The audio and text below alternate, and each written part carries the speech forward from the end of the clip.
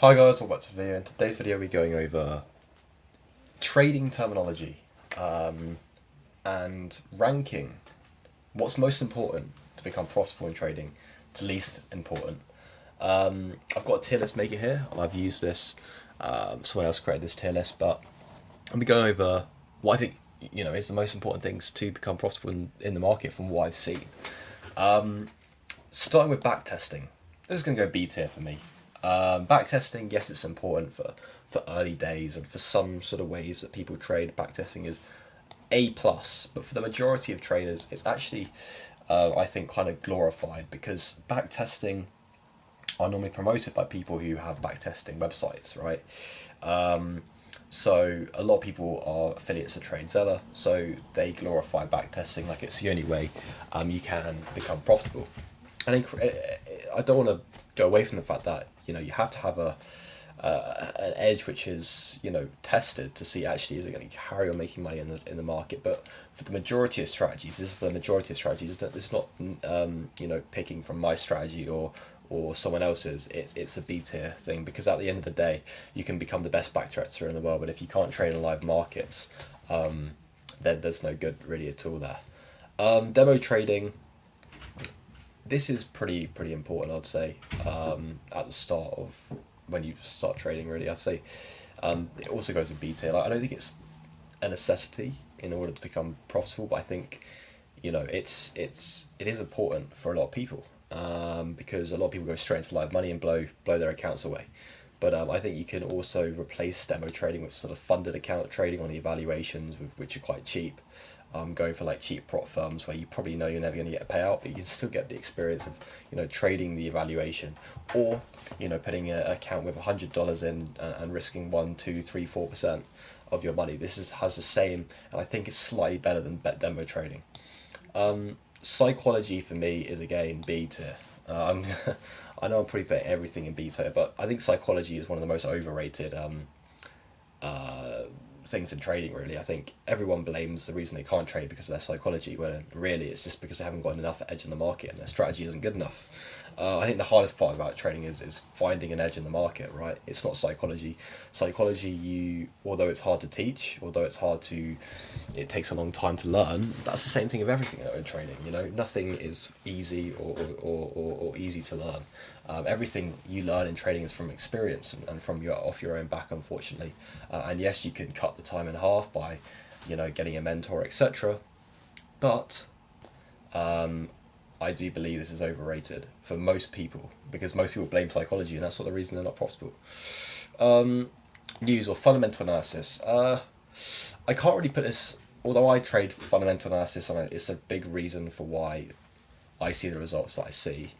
I have to put it again in B tier because a lot of people out there are day traders, right? Probably the majority of traders that are on YouTube are scrolling are day traders. Now, fundamentals will probably just get you more confused, to be honest with you, and the knowledge you need for fundamentals is a lot more than what people think as well. So, for me, if you're swing trading, A plus. I think everyone should be using fundamentals if you're trading. Like, it's such a goated edge in the market if you can trade with fundamentals. But it's B or A. I'll put it in A because I think if you understand about news, then it can really help your edge no matter what time frame you trade. But I think for the majority of people about where they are at the moment, I think news is a B tier strategy, and you just need to understand how to trade around it or how to trade it with it. Journaling. Oof. It's not A plus, but it's A. It's way more important than backtesting or demo trading. If you don't journal and track your results, then how do you know you're profitable? There are people out there who don't track their results who may be profitable traders without even realizing it. Ever since I've been tracking my results, if I go here to my dashboard on this, which is TradeSafe Plus, what I use. This is my journaling website. You can see I journal everything, and from the start of the year, I've made X percent. I know my win rate. I know my average return that I should be making. I know my average win, my average loss. I know my best pairs and my best.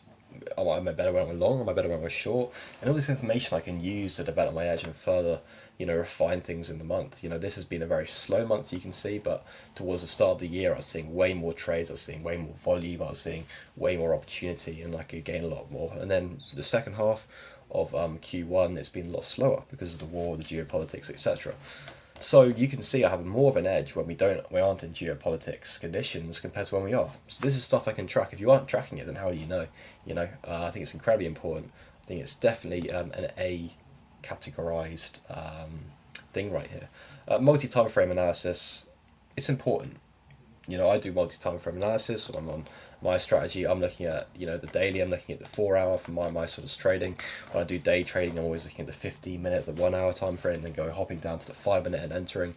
You need to understand how to build more market context. One of the easiest way to do that is looking at multi-time frames. For me, this would be another A tier strategy. Yes, people can do it on one time frame, but I think that's going to be a way more difficult way of trading. And the whole thing is with trading is trying to make it as easy as possible, because it's so ridiculously difficult anyway. You don't want to make it harder for yourself. So it's much better to have, if you're trading it, definitely if you're a trend trader, to have multiple time frames stacking up, and building context about where the key levels are on different time frames as well really helps. Stop losses, for me, this is an A tier thing. Stop losses are so important for retail traders. For institutions, this is different. For people with large capital, this is different. For people who position trade, this is different. For day traders, for swing traders, for scalpers, stop losses are so important. You need to put a stop loss where, when price gets to that point, that's where the trader's wrong. You need to cut your losses. And when you start getting really good at trading, you can start to, cover your risk a lot earlier, because you have more conviction in the market when it starts to go your way. What the big issue with stop losses are, people don't really move them a lot, and people think going break even, things like that is psychological, because again they bring up this psychological term all the time. No, I mean, like, when you have more conviction, you see price playing out like you want it to see, then you can start moving your stop loss around. I'm not talking about going break even after you're like 2 pips in profit.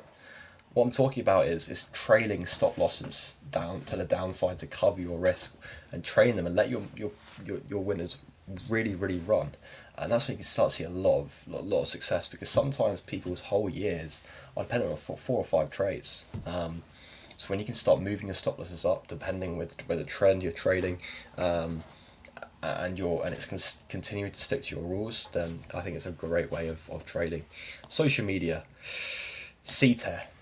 Social media, it's ironic because I'm on social media making this video, but it is so much gobbledygook and rubbish on social media. I call it like the TikTok bubble, because everyone on TikTok trades the exact same way. They all trade these ICT concepts with supply, with liquidity sweeps and all the rest of them. And all the people who watch the videos, the reason they scroll on TikTok is they want to find a new strategy every day because they're stopped working. And it's really created a lot of brain rot TikTok content, which isn't really useful for people at all. And yes, social media, I'll put it on B tier because, it's sort of like right in the middle of this graph, because there are some people who can really benefit from social media if they find the right people on there. But for the majority of people, they're not watching the right content, and they're watching a lot of brain rot that just keeps people on the app. And YouTube, and the way that algorithm works is they push people's videos, which has a lot of flashy things, and has a lot of cars, and has a lot, because this is what people like to watch, this is what people like to see online. It's not the long videos which goes into depths of fundamental analysis or technical analysis. It's just the videos which are short, 60 seconds long, where you see somebody getting out of a Lamborghini, or you see somebody who's gone on trading view and they've put up their lots by 7-fold, because it makes the numbers a lot bigger, so people are way more interactive with the video, where they saw big numbers moving around. It's just created a lot of rubbish on the internet, which is nowhere near what trading is actually like. So unfortunately, I'm having to put it at B tier. I'd wish social media was an A+, tier, but it isn't. RR. My average RR is about 1.9. to be honest, you haven't really got an opinion on RR, because I know I've seen a lot of traders who trade with a 0 0.5 RR and the to 0 to 1 RR, and they do really, really well. And I see a lot of traders who trade with a 1 to 10 and can still make money. So it's really dependent on the person. So I don't really have a strong opinion on this, but I would say if you can work out a sweet spot for RR, it becomes pretty important. Trading plan A plus by far. Your strategy, I don't like to call it strategy, I would rather say playbook. I think it's very difficult to trade with one strategy in the market, when you rely on just one setup to find.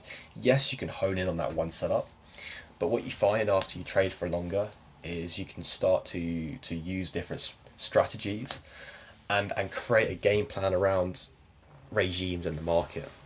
So what I mean by this is people are trading plans which just don't have any edge at the current time. They may have seen edge in the market for 4 or 5 months, and then they see no results for the rest of the year. If you can really hone, I always say start with one strategy, start with one time frame, and really become an expert in it.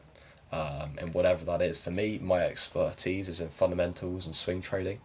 But now I've started to build day trading plans and even scalping plans, depending on what I see in the market and what I want to do, and that keeps me afloat when times are going bad with my swing trading or my day trading. I've always got something to buffer it up.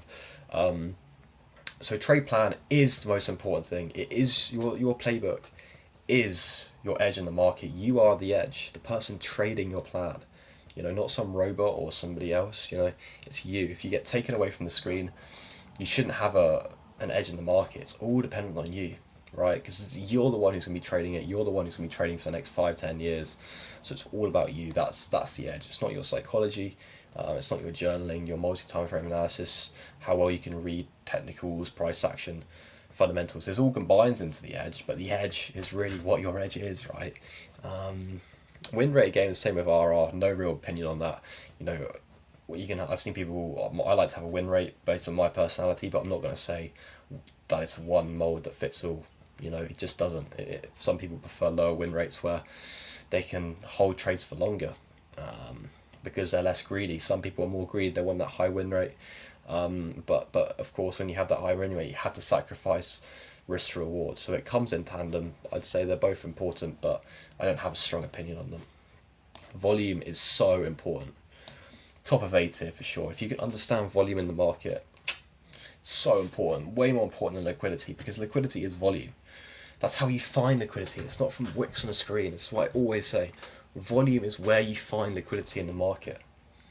Where you see high buyers or sellers, that indicates, if you don't use order flow like me, I don't use order flow, I don't use heat maps, etc. I use volume to find out where my liquidity is. If I see a lot of volume in the current space of time, I can see a lot of buyer and sellers getting interested. And then once I build market context around the volume, that's when I can really find an edge and find an inefficiency in the market to go off.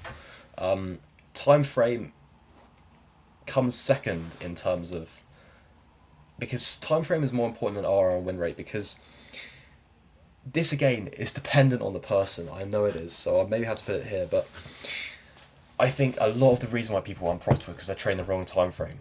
Maybe it's because they're swing trading and it's too slow for people, and they want to see faster results, faster X, Y, and Z. But a lot of the time, it's actually because they're scalping or day trading, and they have a job, they're at university, they're at school, and they can't juggle things at the same time. People always say, "Oh, I missed that setup because you're at school." Well, hop into higher time frames. Make sure you stay to your plan, because the one thing you don't want to affect your trading is external factors, and when they do start to affect your trading, that's why you have to adapt to them. So I'll say time frame comes above RR and win rate. These come second, right? So goals again important. Set yourself goals, set yourself targets, but I'm going to put books as like mentors really, and I think a mentor is so important, because if you can learn off people who are legit, this is where it's like such a double-edged sword. Mentors for the majority of people is D-tier, because there's so many people who are illegitimate online, especially with the trading industry. Once you find that mentor who is like ridiculously goated and actually knows what he's doing, bruh, you're sorted. I'm not saying that's me, that could be some other people, but you know, once you find people who are legit, it really helps your trading, it helps your mindset. And mindset as well over psychology. I separated two things. Mindset's good, different to psychology. Psychology is how well you can cope with market environments. Mindset is before you even step into the market, what your actual beliefs are of your trading, what your actual, you know, what's your expectations, these things. I separate that to psychology. Mindset would be A plus behind trade plan. If you have the right expectations in the market and the right plan, you should have no excuse not to become profitable, right? And I think this is the end of the video really, because you know, correlation positions and times I don't really care about. I trade any time. I think you can trade any time really. Position size, not a really big thing in the market because it really depends on the way you trade. Correlation, again, no strong opinion on that one. I hope you guys enjoyed the video. Make sure you smash the button, like button, and subscribe. And yeah, I'll see you in the next one. But thank you.